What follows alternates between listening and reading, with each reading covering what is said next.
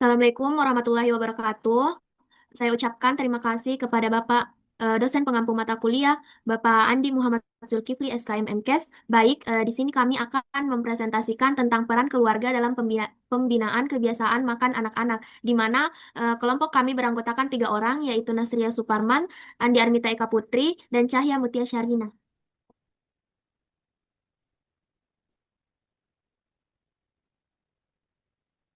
Next. Oke. Kebiasaan makan adalah salah satu faktor penentu kesehatan jangka panjang yang paling penting. Proses pembentukan kebiasaan ini dimulai sejak usia dini dan sangat dipengaruhi oleh lingkungan terdekat anak. Kebiasaan makan terbentuk sejak kanak-kanak dan dipengaruhi lingkungan terdekat, di mana masa kanak-kanak adalah periode kritis di mana anak mulai mengenali berbagai rasa, tekstur, dan jenis makanan. Paparan berulang terhadap makanan tertentu akan membentuk preferensi atau kesukaan mereka. Masalah umum yang dihadapi anak terkait makanan yaitu meskipun penting menerapkan pola makan sehat, pada anak seringkali menghadapi tantangan spesifik seperti picky eater atau pemilih makanan, yang dimana ini adalah kondisi umum di mana anak menolak untuk makan sejumlah besar makanan, terutama sayuran atau makanan baru. Hal ini dapat berisiko menyebabkan kekurangan gizi penting. Kemudian konsumsi jajanan tinggi gula, di mana anak-anak rentan terhadap iklan dan ketersediaan jajanan yang tinggi gula, garam, lemak tidak sehat, konsumsi berlebihan berkontribusi pada resiko obesitas, diabetes, dan kerusakan gigi. Kemudian sering skip sarapan atau melewatkan sarapan, di mana sarapan adalah bahan bakar penting untuk memulai hari. Melewatkannya dapat mempengaruhi konsentrasi, mood, dan kinerja akademik anak di sekolah. Kemudian konsumsi sayur yang rendah, di mana sayur dan buah adalah sumber vitamin, mineral, dan serat, di mana penolakan terhadap sayuran merupakan masalah krusial yang perlu diatasi untuk memastikan asupan gizi yang memadai. Peran besar keluarga sebagai pembentuk perilaku, di mana keluarga adalah lingkungan belajar pertama dan utama bagi anak. Oleh karena itu, penting peran keluarga sangat besar dalam hal model perilaku. Anak cenderung meniru apa yang dilakukan orang tua. Jika orang tua menunjukkan kesenangan dalam makan sayuran atau buah, anak lebih mengikuti akan mungkin lebih mengikutinya. Kemudian ketersediaan dan pilihan, di mana keluarga yang menyediakan makanan sehat di rumah secara konsisten akan membentuk rutinitas dan kebiasaan anak memilih makanan tersebut. Di mana rutinitas menetapkan jadwal makan yang teratur, termasuk waktu sarapan, makan siang, dan makan malam, mengajarkan disiplin makan dan membantu proses pencernaan. Kemudian kebiasaan makan sejak dini menjadi dasar kesehatan jangka panjang, di mana membentuk kebiasaan makan yang baik pada masa kanak-kanak bukan hanya penting untuk pertumbuhan dan perkembangan saat ini, tetapi juga merupakan investasi kesehatan di masa depan, di mana pencegahan penyakit. Kebiasaan makan sejak dini dapat membantu mencegah penyakit tidak menular seperti obesitas, hipertensi, penyakit jantung, dan diabetes di usia dewasa. Next. Konsep kebiasaan makan anak. Apa itu kebiasaan makan? Yaitu perilaku memilih, mengonsumsi, dan merespon makan yang terbentuk secara berulang. Memilih makanan itu seperti kayak keputusan tentang makanan apa yang akan dikonsumsi, misalnya memilih buah daripada keripik, kemudian mengonsumsi makanan. Cara makanan dimakan, misalnya cepat atau lambat, dengan porsi besar atau kecil, kemudian merespon makanan. Bagaimana seseorang bereaksi terhadap makanan, misalnya perasaan kenyang, rasa puas, atau penggunaan makanan sebagai mekanisme terhadap emosi. Kebiasaan ini karena dilakukan secara berulang, cenderung menjadi otomatis yang dilakukan tanpa kesadaran penuh. Kemudian faktor pembentuk kebiasaan makan. Pembentukan kebiasaan makan merupakan proses yang kompleks dan dipengaruhi oleh interaksi berbagai faktor dari dalam diri dan lingkungan luar. Di mana yang pertama yaitu faktor biologis terkait dengan fungsi tubuh dan respon alami terhadap makanan, seperti rasa, di mana preferensi alami terhadap rasa manis, nafsu makan, sinyal lapar dan kenyang yang diatur oleh hormon, kebutuhan gizi, dorongan untuk memenuhi kebutuhan energi, dan zat gizi. Kemudian lingkungan terkait dengan ketersediaan makanan dan rutinitas di sekitar individu. Pola makan rumah seperti makanan yang rutin disajikan dan disiapkan di rumah, ketersediaan makanan, akses mudah ke makanan sehat atau cepat saji, misalnya dekat dengan toko atau pasar. Kemudian yang ketiga psikologis, terkait dengan pikiran, emosi, dan pembelajaran perilaku. Emosi yaitu makan untuk mengatasi stres atau kebosanan atau emotional eating. Kemudian Kemudian reward punishment, menggunakan makanan manis sebagai hadiah atau menahan makanan tertentu sebagai hukuman. Kemudian yang terakhir sosial budaya, di mana terkait dengan norma-norma kelompok keluarga atau komunitas. Kebiasaan makan keluarga, di mana makan bersama di meja, porsi disajikan, dan jenis hidangan khas keluarga. Kemudian tradisi, makanan yang dihidangkan pada hari raya atau perayaan tertentu. Mengapa penting dibentuk sejak dini? Pembentukan kebiasaan makan yang sehat sangat penting dilakukan pada masa kanak-kanak karena alasan mendasar yaitu kebiasaan makan yang terbentuk pada usia dini cenderung bertahan hingga dewasa. Di mana periode kritis, yaitu masa kanak-kanak adalah periode sensitif di mana otak dan tubuh sangat adaptif dalam pembentuk jalur dan memori baru. Semakin awal suatu kebiasaan tertanam, semakin kuat dan permanen kebiasaan itu. Eh, itu dari saya. Selanjutnya saya serahkan ke presenter berikutnya. Baik, terima kasih atas kesempatan yang telah diberikan. Jadi, di sini saya akan menjelaskan terkait dengan peran keluarga dalam pola makan anak. Seperti yang kita ketahui bahwasanya keluarga merupakan lingkungan pertama yang paling berpengaruh dalam membentuk kebiasaan anak.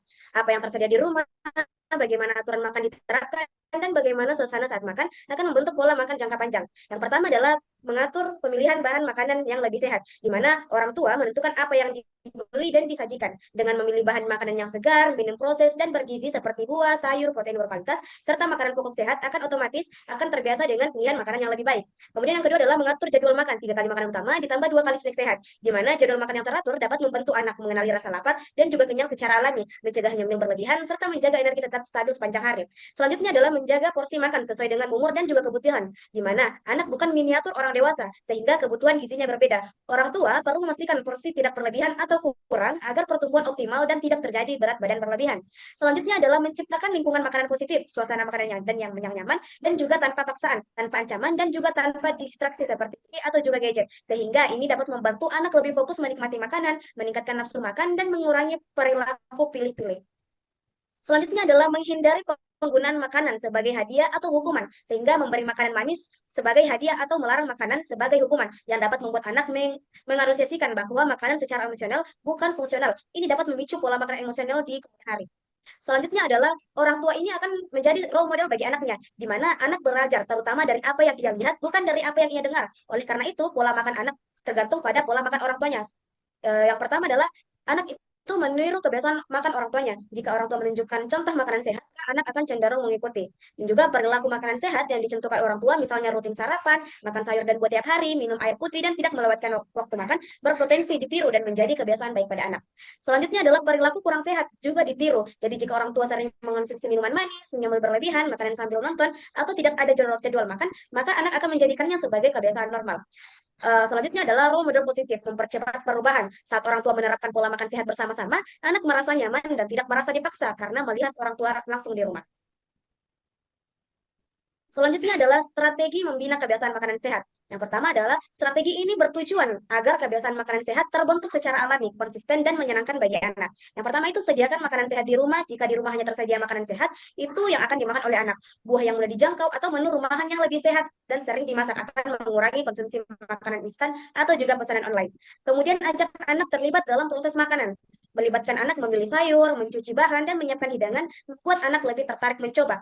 Dan selanjutnya adalah variasi menu, di mana ketika kita menggunakan warna-warni sayuran, kombinasi tekstur, dan rasa yang familiar, maka variasi ini dapat membantu mencegah anak bosan dan memperluas jenis makanan anak yang diterima. Selanjutnya adalah makan bersama keluarga, di mana makan bersama ini menciptakan momen positif. Anak cenderung lebih mau mencoba makanan baru saat melihat anggota keluarga lain memakannya. Selanjutnya adalah mengatur porsi, di mana piring yang lebih kecil dapat membantu porsi. Sesuaikan jumlah makanan dengan usia anak dan aktivitas anak agar tidak berlebihan. Dan yang terakhir adalah batasi makanan tinggi gula, garam, dan juga lemak. Kurangi minuman manis seperti es teh, snacknya, dan perbanyak metode memasak selain menggoreng. Ini tujuannya adalah untuk mencegah kebiasaan makan yang beresiko menyebabkan obesitas dan masalah kesehatan di masa depan. Itu yang sempat saya jelaskan, saya serahkan ke pemateri berikutnya. Baik, terima kasih kesempatannya. Jadi selanjutnya ada bagaimana sih cara mengatasi tantangan yang dihadapi ketika anak itu susah makan. Nah, jadi dalam proses membina kebiasaan makan yang sehat pada anak, keluarga itu seringkali pasti menghadapi beberapa tantangan sehingga membutuhkan strategi yang khusus.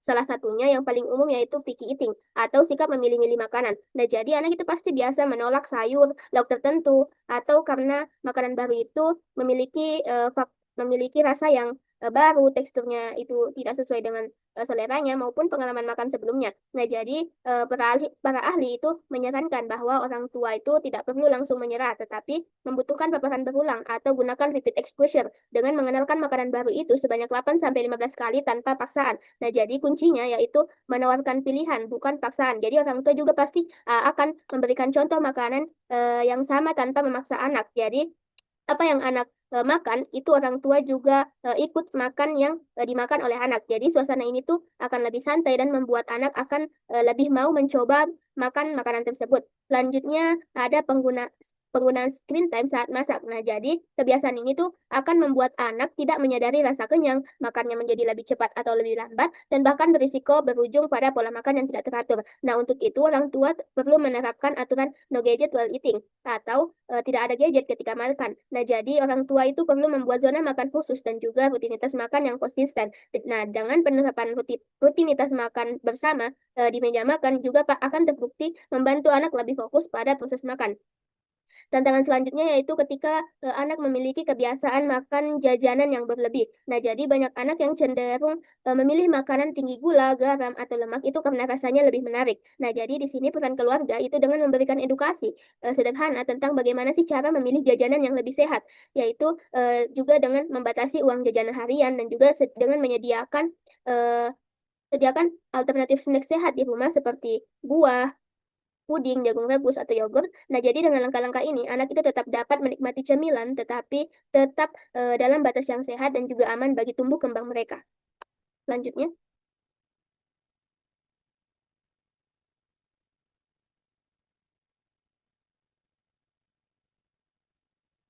slide selanjutnya. Nah, jadi selanjutnya ada bagaimana sih dampak kebiasaan makan sehat bagi anak. Nah, jadi ketika keluarga berhasil membangun kebiasaan makan yang sehat dalam kehidupan sehari-hari anak, dampak positifnya itu pasti sangat besar dan juga bersifat jangka panjang.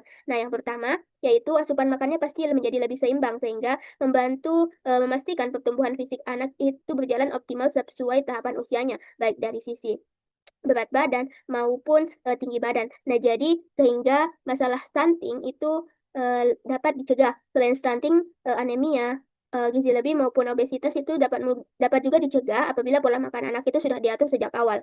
Selain itu, tidak hanya berdampak pada pertumbuhan fisik, kebiasaan makan yang sehat juga akan mempengaruhi kemampuan belajar, yang dimana anak itu dapat mendapatkan cukup zat gizi, energi terutama energi energi, protein, zat besi dan juga vitamin, yang dimana pasti akan cenderung memiliki konsentrasi yang lebih baik, daya ingat yang lebih kuat, dan juga performa akademik yang meningkat. Selain itu juga dapat menjaga imunitas dari anak tersebut.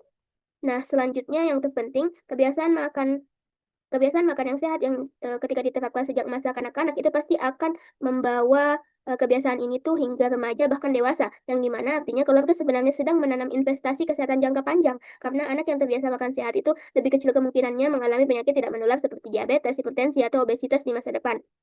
Dan selanjutnya, Selanjutnya, bagaimana sih peran keluarga dalam kerjasama dengan lingkungan? Nah, jadi pembentukan kebiasaan makan anak itu tidak hanya dipengaruhi oleh keluarga sebagai lingkungan terdekatnya, tetapi juga sangat ditentukan oleh lingkungan sosial yang lebih luas seperti sekolah, tempat penitipan anak, taman kanak-kanak, ataupun taman bermain. Oleh karena itu, keluarga membutuhkan kolaborasi yang baik dengan lingkungan luar untuk memastikan konsistensi kebiasaan makan yang sehat. Nah, jadi keluarga itu dapat bekerja sama dengan sekolah, misalnya dalam memastikan bekal yang anak bawa atau makanan kantin itu sesuai dengan kebutuhan gizi anak. Nah, jadi keluarga bisa berkoordinasi dengan guru PAUD tentang makanan anak. Nah, jadi orang tua juga dapat berdiskusi dengan gurunya tentang pola makan yang dianjurkan. Nah, jadi makanan yang sebaiknya dihindari serta kebutuhan khusus anak jika ada. Selain itu, keluarga juga dapat mendorong sekolah untuk menyediakan jajanan sehat di kantin atau menerapkan kebijakan pembatasan makanan tinggi gula.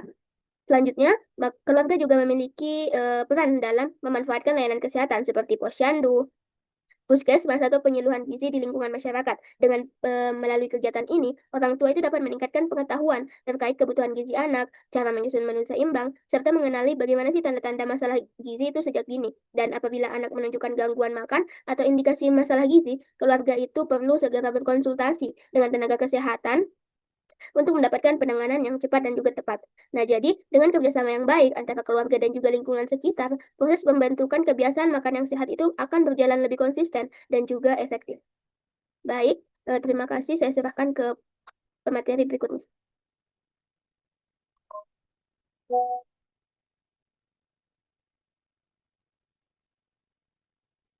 Jadi kesimpulannya yaitu keluarga merupakan pusat pembinaan kebiasaan makan anak. Kemudian kunci keberhasilan yaitu role model, rutinitas makan, variasi makanan sehat, lingkungan makan positif, kemudian kebiasaan makan yang baik berdampak untuk seumur hidup. Selanjutnya, referensinya.